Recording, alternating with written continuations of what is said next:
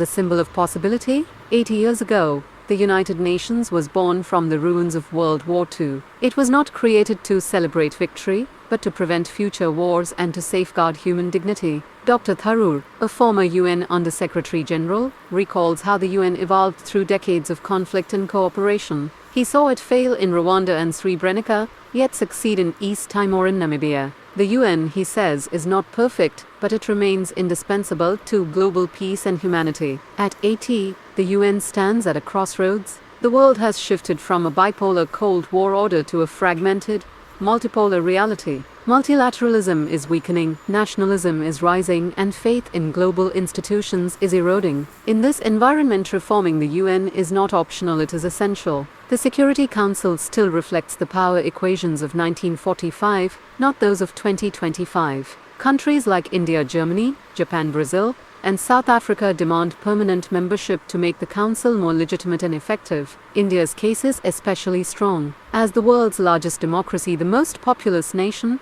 a major peacekeeping contributor, and a growing economic power, India deserves a place at the top decision-making table. Despite limitations, the UN continues to play a vital role. Agencies such as UNHCR, UNICEF, and the World Food Programme deliver life-saving aid. Beyond operations, the UN's moral and normative influence remains powerful. It has set global standards on human rights, gender equality, and sustainable development. However, the UN can act only when its members allow it to. When powerful nations misuse their vetoes or delay funding, the organization becomes paralyzed. The UN, as Tharoor writes, is not an independent actor, it is a mirror of the world's politics, will, and contradictions. India's policy of strategic autonomy fits this new global reality. It promotes cooperation without alignment and reform without domination. Tharoor argues that a reimagined global order must be inclusive, representative, and guided by dignity rather than dominance. He suggests 3 key steps. First, reform the Security Council to reflect today's realities.